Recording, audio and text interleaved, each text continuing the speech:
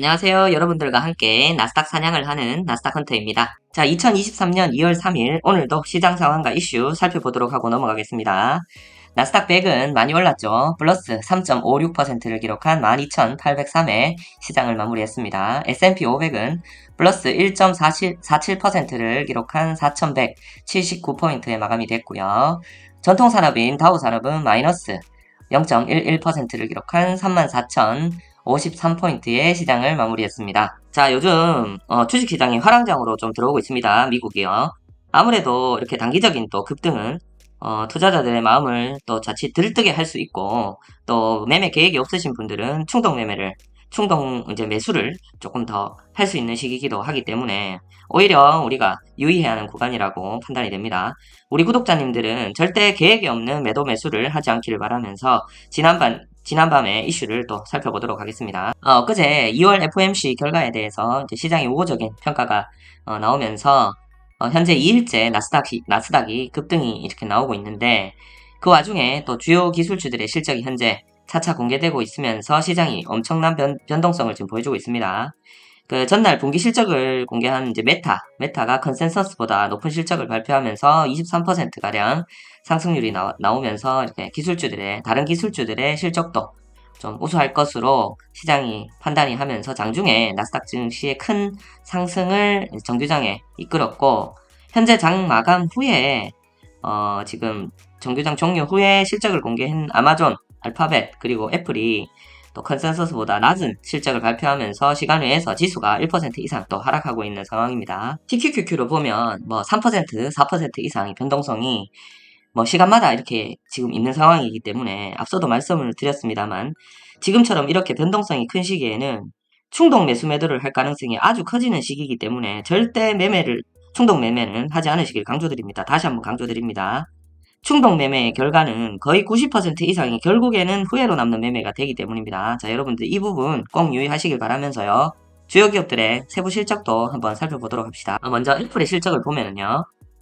매출하고 주당 순이익인 EPS 모두 컨센서스를 지금 하회한 모습을 볼 수 있습니다. 아이패드와 서비스 부분만 컨센서스를 상회를 했고, 큰 부분이 아이폰의 매출 하락인데, 제 생각에 이유는 지난해 4분기에 중국에서 코로나19가 이제 확산이 되면서 중국 현지의 공장에서 아이폰 생산에 차질이 빚어진 이유로 4분기 판매 부진이 컸던 것으로 판단이 됩니다. 오늘 시간 외에서 애플이 이제 4% 가까이 하락을 보여주고 있는데, 중국 요즘에 리오프닝 뉴스가 요즘 나오고 있고, 중국 내에서도 이제 코로나 관련법도 완화가 되고 있어서 이 시기가 지나면 또 앞으로는 애플의 컨센서스를 달성하는 데는 큰 문제가 없을 것으로 저는 생각을 합니다. 구글도 매출하고 EPS 모두가 컨센서스를 이제 하회했습니다. 그래서 애플과 마찬가지로 시간외에서 현재 4% 이상 급락하는 모습을 보여주고 있고, 알파벳의 주당 순이익이 1.05달러가 발표가 되면서 컨센서스에 1.18달러를 이제 하회하는 게 이유인데, 주요 원인이 유튜브 광고 수익이 매출 감소가 주요 원인입니다. 이유는 경쟁 플랫폼의 틱톡 매출이 지금 상승을 하는 이유도 있고, 또 컨센서스 자체가 코로나19 때 이제 아주 60% 이상 급등한 부분이 점점 이제 제자리를 좀 찾아오면서 하락하는 이유가 있겠습니다. 근데 구글은 애플과 다르게 시간이 간다고 이제 이게 해결된 문제가 아닌 부분이 조금 있기 때문에 앞으로의 구글 실적은 조금 개인적으로는 우려스러운 부분이 있습니다. 구글은 현재 클라우드 인프라 기술 말고는 딱히 신규 사업도 없고, 현재 그 검색 엔진과 유튜브 그리고 안드로이드 같은 기존 산업의 성공으로만 유지가 되고 있는 상황이 조금 우려스럽고, 지난 1월에 그나마 있던 그 서비스 종료한 클라우드 게임 스테디아마저도 공식 서비스를 종료를 한 거 보면 무언가 새로운 돌파구가 필요하지 않나 싶습니다.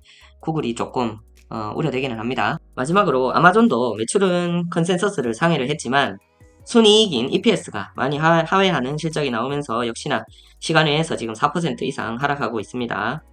마찬가지로 클라우딩 서비스와 전자상거래 그리고 웹 서비스의 그 성장세가 둔화가 되면서 코로나19의 여파가 지금까지도 이렇게 영향을 미치고 있는 것 같습니다. 자, 주요 기업들의 실적을 짧게 살펴봤고요. 자, 그러면 오늘의 주제로 한번 넘어가 보도록 하겠습니다. 오늘의 말씀드릴 내용은 상승장에서의 평정심입니다. 자, 우리가 주식을 하면서 하락장에서의 조바심과 불안만큼이나 상승장에서의 평정심 유지가 아주 중요한 주식 투자의 성공 포인트입니다. 자, 내 기준과 계획이 명확하고 그대로 따르고 있다면 상승하든 하락하든 마음이 흔들릴 이유가 전혀 없다. 이게 평정심을 말씀드리는 거겠죠. 자, 저 같은 경우에 제 현재 평단가가 TQQQ 47.2달러에 지금 유지가 되고 있습니다. 그리고 저 TQQQ 목표가가 TQQQ 약 59달러에 지금 제가 목표를 하고 있고요. 현재 제 현금 비중은 제 총 자산 대비 37%가 현금으로 아직 버티고 있는 상황입니다. 자, 제 추가 매수 기준은 지난 3차 매수 시점이죠. 얼마 전에 제가 말씀드렸던 107일선 돌파 그 지점입니다. 그 지점보다 낮은 107일선 돌파 지점이 도래하지 않으면 절대 추가 매수는 없습니다. 그 이하가 아닌 지점에서 추가 매수가 없는 이유는 생명과 같은 현금을 지난 같은 가격에서 중복 소진을 하는 실수를 범하지 않기 위함입니다. 그리고 목표 금액인 TQ 59달러에 도달을 하게 되면 TQ 보유 비중을 재배치를 이렇게 실행할 예정입니다. 쉽게 말해서 목표가에 도달을 하면 증가된 제 총자산을 기준으로 상시 보유 물량을 재설정하기 위해서 TQ의 일부를 이렇게 익절을 하고 현금 비중을 그 시점에 맞게 다시 늘려줄 계획입니다.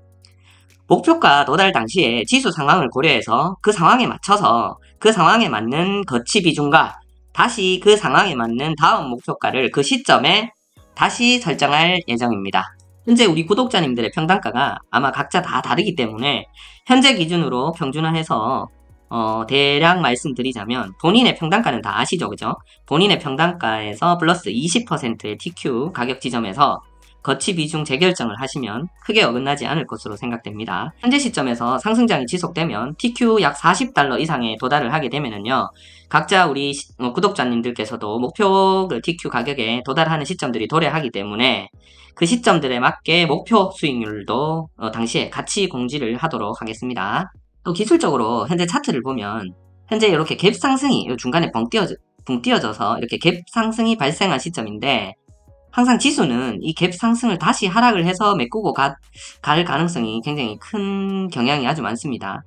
현재 시점에서 기업들의 실적 문제이든 연준의 금리 문제이든 아직까지 해결되지 않고 있는 러우 전쟁을 이유로 하든 이 갭을 다시 이렇게 지수가 좀 하락을 해가지고 채우고 다시 상승하는 상황이 발생해도 전혀 이상하지 않은 상황이다 이렇게 판단이 되고요.